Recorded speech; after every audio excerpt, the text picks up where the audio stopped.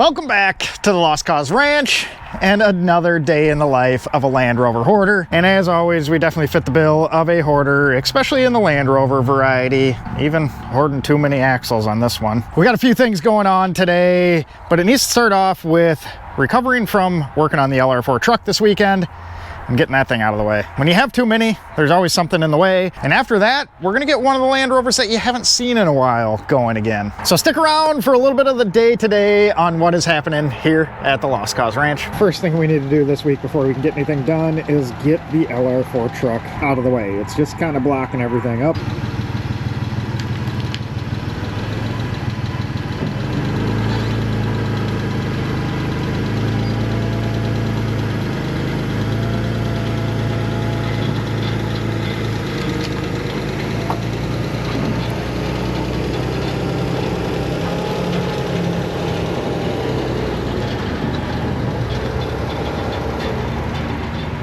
The little Freelander is just kind of a workhorse, don't you know? I mean, you just can't believe how useful the Freelander's been. It's been the fabrication delivery vehicle. So we got the last load of the handles going to the little brother. So we picked up all the material, bent everything up, dropped it all back off with the Freelander.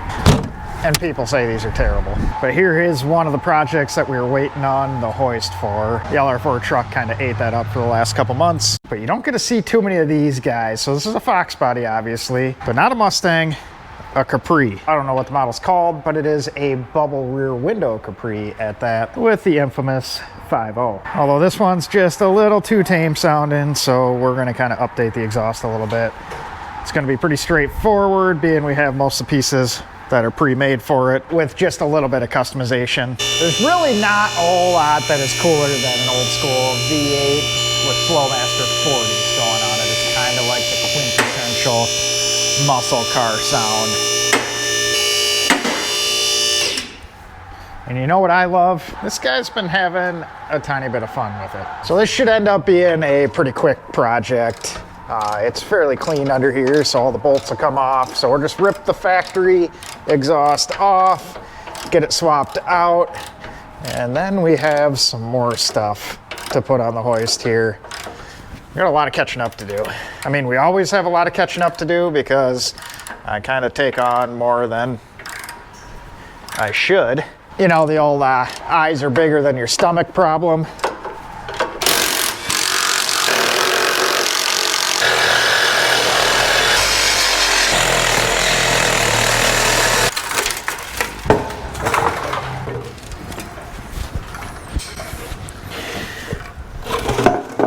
I think it was due.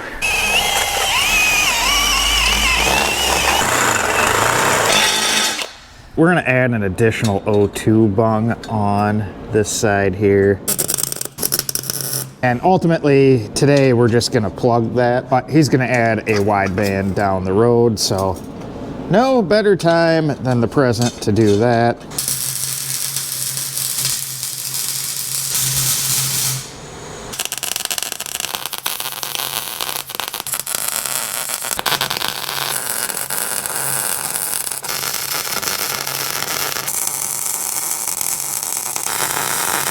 And we're gonna use what is probably the most overpriced exhaust hanger maker tool. But holy cow, is it good at it.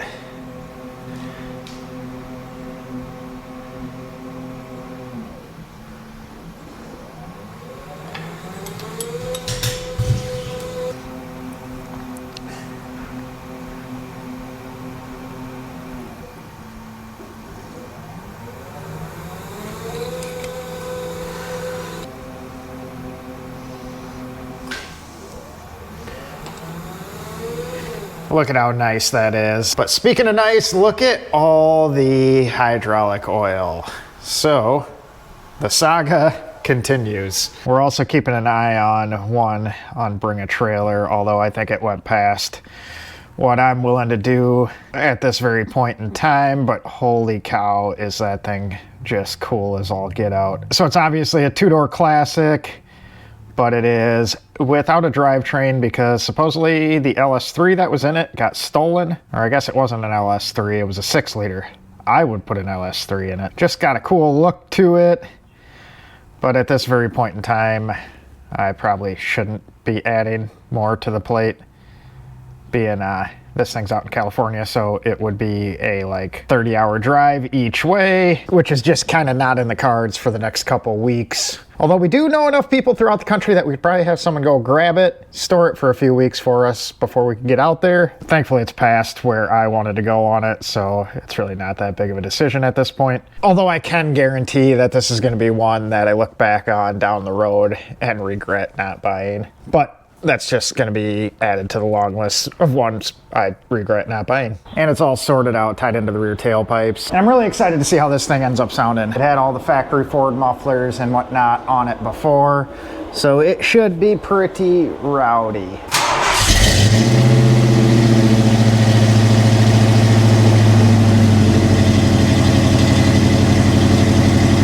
Now that's a little closer to the sound it deserves.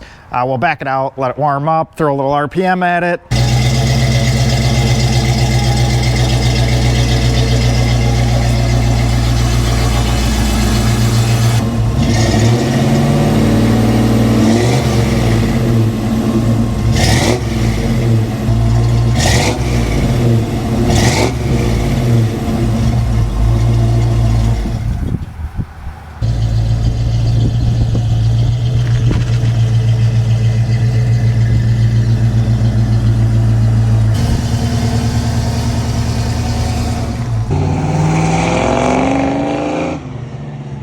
Last video I mentioned that it is time to recommission some of the stuff that was parked for the winter. Now that the Capri's done and the hoist is opened back up once again, it's time to get Merlin going. So I went ahead and charged up a battery for it. But last fall, right before winter, we had what I'll consider a catastrophic failure of the front drive system. I don't exactly know what, but we're gonna pull it in and find out. Who parked so close?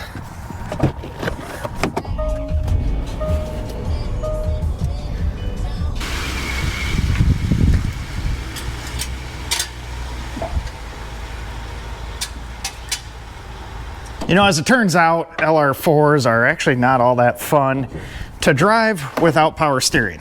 But yeah, last fall I was driving this and it started making quite the racket up front drive area. So I brought it back to the shop, and thankfully in the parking lot, it decided to shred the belt, and something went wrong in this area. So we have no drive belt attached. I'm thinking it might be power steering pump related by the way it was sounding, but we'll get down here and see.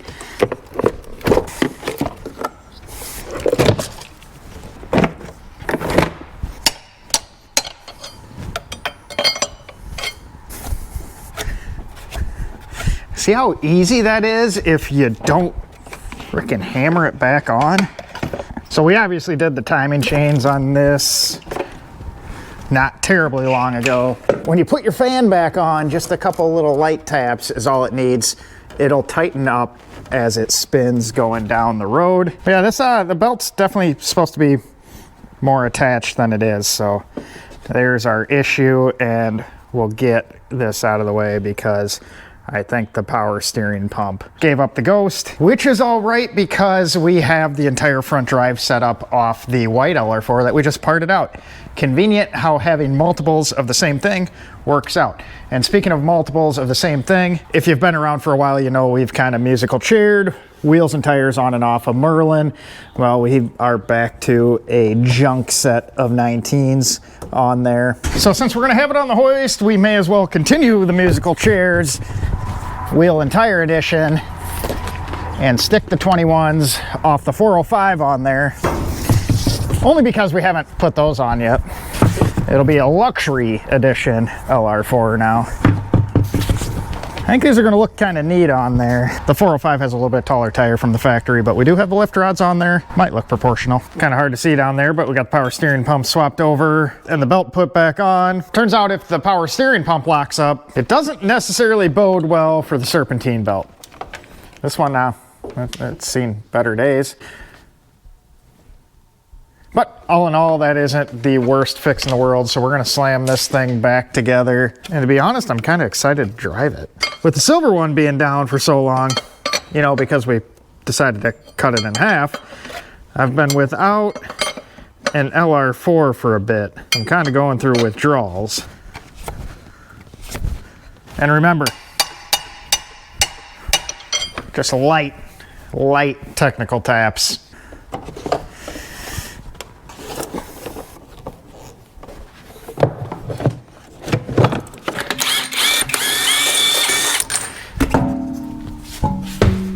You know what I can't get over on this thing is all this iron ore remnants from when we took it up to Minnesota for the Minnesota Club's rally up on an old iron ore mine. I've sprayed this thing off a multitude of times since then, but the stuff just keeps bleeding out. It's like it's stained forever, which, to be honest, that's fine. Everything like this is a story to tell, and this is definitely one of the LR4's story. That was a blast. I met a lot of great people up there, and that was actually the first time I met Justin from Lucky 8, and we all know that turned into a great friendship. So stuff like that and all the pinstriping down the side, definitely worth it. What I've learned over the years is nothing is precious. Or at least nothing I can afford is precious. So just go out and have fun with it. There's no sense in saving it for the next guy. All the battle scars just end up being cool stories. And if there's anything that's worth it in life, that is definitely stories. A couple years ago, I just made it my goal to end up becoming that cool old guy. You guys know that one I'm talking about. We've all met that guy, the one around the fire that just has the best stories from 20, 30, 40, 50 years ago. The guy who has lived life. I've been fortunate enough to meet several of those, and all the money in the world isn't worth it if you don't have the cool story behind it. And a lot of those cool stories cost no money, or they cost a free LR4, which ironically, if we do the math, free costs no money. Well, that's not exactly true. As it turns out, free Land Rovers are usually the most expensive ones you can own, but still totally worth it. These are some big dogs. They're also not going to help the gas mileage, but I would definitely say that they have far better tread. And if you guys remember, in the last video, I mentioned that a lot of the fleet needs tires. So if we can recycle them like this, say take a set off the Range Rover that'll never go back on the Range Rover, this kind of helps. Now, ultimately, this may not be what ends up on it. I have that set of 20-inch Defender alloys that we had on the 405 for a short bit. Those may go on here. I think that'd be a good fit, but I have a trip coming up that I may stick those on because we're gonna be trailering with the 405 for a ways, and I'd rather just kind of burn up those versus the 18-inch tires that are on the black wheels. So after that trip, those may go on here. Otherwise, I actually have a set of 18-inch Defender Steelies as well, but those may end up on the LR4 truck when we put the 35s on that, which means the Terra Firma Steelies that are on the LR4 truck now may be available, which look really good on this because we've had them on here before. Like I said, musical chairs, wheels, and tire edition. I don't know, we got options. What do you guys think? It's Santori black. Black Steelies kind of look cool, but the silver 5-spokes would look kind of cool. Also, I think the 21s kind of look cool. You know, it actually looks pretty good on those. We'll take a better look in the morning when the sun's out. Turns out it's easier to see things with that. And while old Merlin was sitting over winter, it did LR4 things, and the upper tailgate latch actuator took a crap. So we had to go crawl in the back through here, pry our little carpet panel out, and manually actuate the actuator. But we're open now. These actuators are actually pretty easy to replace outside of prying that carpet trim out of the way if it happens to be stuck. Typically they start sounding weak and not working every single time. My suggestion is if yours is doing that, replace it at that point. It's much easier to do if you can just use the button to open it.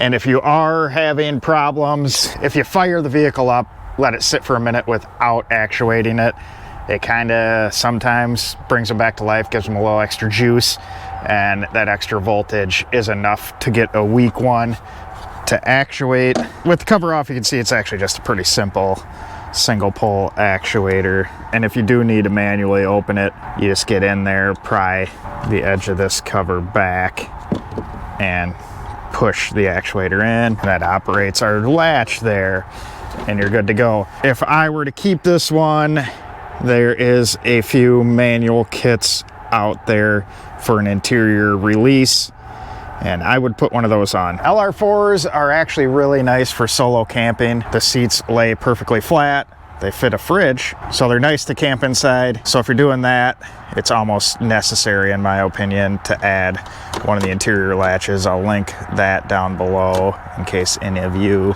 are curious about those. But time for me to go dig one of these up. I have a new one laying around somewhere. Where that is, I don't know. It's in here somewhere. You know what? I think I like it on those wheels. That might be the permanent home for them, which, I mean, realistically, with where this is gonna head, is probably a smarter choice than what I would put on it, because it's probably not gonna see a boatload of off-roading in the future. That actually gives it a pretty good look. But speaking of looks, we're definitely gonna have to get the polisher out. I don't know how that's translating in camera, but we got a little bit of pinstriping. Seems like every time I go out and have fun, I create a lot more work for myself. This side is considerably worse. And then we got some oddball staining from that iron ore. I mean, look at that. That is wild.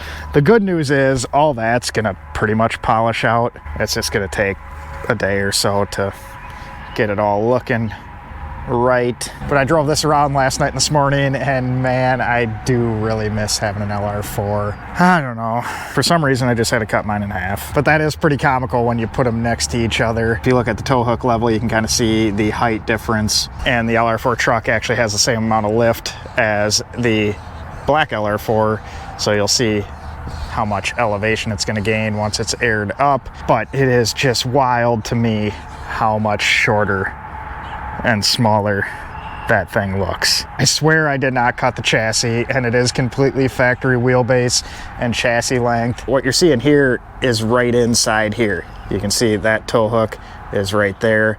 It's literally the same length. It just doesn't even frickin' remotely look it. This thing looks like a monster truck. This thing looks like a mini truck. I'm standing right here in front of it. I know I didn't chop the chassis down, and it just looks freaking tiny. I mean, I really can't wait to see this thing aired up with the 35s on it. It'll change that attitude quite a bit, but it is just comical to see that. And after driving Merlin a little bit, I have all the more motivation to get the silver one going, because I do really love driving an LR4. There is nothing that quite replicates these guys, especially a 5-liter 6-speed one. They just kind of got a unique feel. As much as I love the Range Rover, these will always hold a special place in my heart. This side looks a little bit different with the toolboxes. I mean, tiny bit bigger when you see a little more, I guess, side profile. I swear to God, it's the same size. But we just had an order ding through, so we're gonna go in here and grab that, because we should have enough time to get this boxed up and shipped out today. And it is a Range Rover P38 exhaust manifold.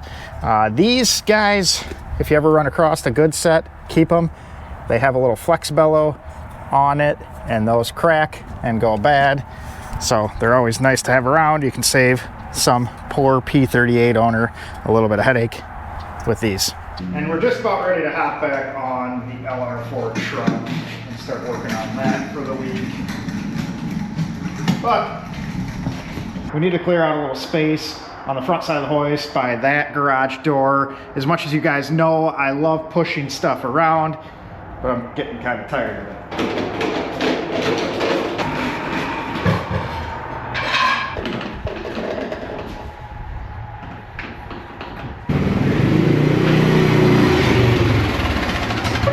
Yes, we are creating a little clear pathway that we can pull the LR4 straight on through with the old John Deere. That seems like a much wiser way to do that than what I've been doing. Although the ATV doesn't really work when you're pushing stuff up against a wall and whatnot. We should be able to roll the LR4 truck up to the little slight incline in front of the garage door and then hook up to it, yank it on through, and then if we need the hoist, we can just pull it straight on back, drive the ATV around the building, hook it up to the back of it, pull it back to get it on the hoist. That should be our solution for the next couple weeks, because hopefully 2 weeks from now, lots of things are happening, including a new place, and even better, the LR4 truck running and driving on its own. That would solve all the issues. But being if everything goes well and we get our new place, we'll be able to start moving some stuff. So I'm just kind of scattering things around and not wasting a whole lot of time in getting it perfectly organized, because hopefully it's just moving. Although on that front, holy cow, has this not been fun. Now, this obviously isn't the first property I've ever attempted to purchase, but this one's been the most complicated, and there's just been a lot of going back and forth with a lot of different people, and I'm ready for it to be over. It's all good stuff. It's just very counterproductive to your day-to-day when you have to stop and answer questions and get info to people every 15 minutes, it seems. So I've been coming back at night to work on a lot of stuff, just because that uninterrupted time, you can get a whole lot more done. Well, let's see how this goes. We don't exactly have brakes, so once it goes, it goes. We'll grab another block just in case it gets away from me.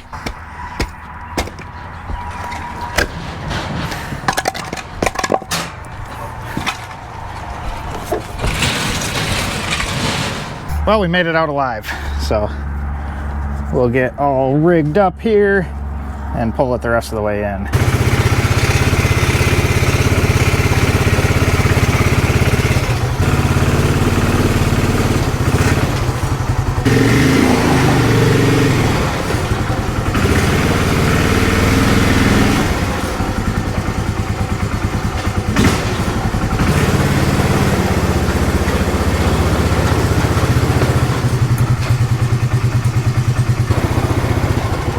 That worked pretty frickin' slick. Then we can just come around back and pull it backwards if we need to. That sure beats the amount of effort I did pulling it out.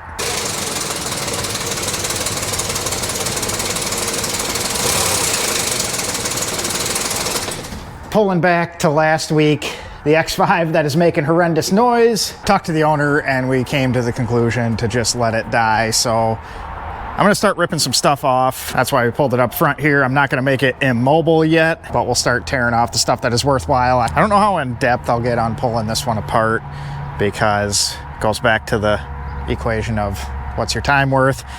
There's just so many of these out there in junkyards and whatnot already, so there's not as many valuable parts as, say, some of the Land Rovers and whatnot. But we'll grab what is worth grabbing, and I'll kind of figure out from there. With everything going on, I just got to be smart with my time on what I'm devoting it to. With that being said, appreciate you guys watching, appreciate you subscribing. We will catch you in a few days with this weekend's video, and that will be LR4 truck stuff. And since this thing's leaking oil everywhere and acting more like a Land Rover than it should, we may as well make it official. Now it's supposed to leak oil.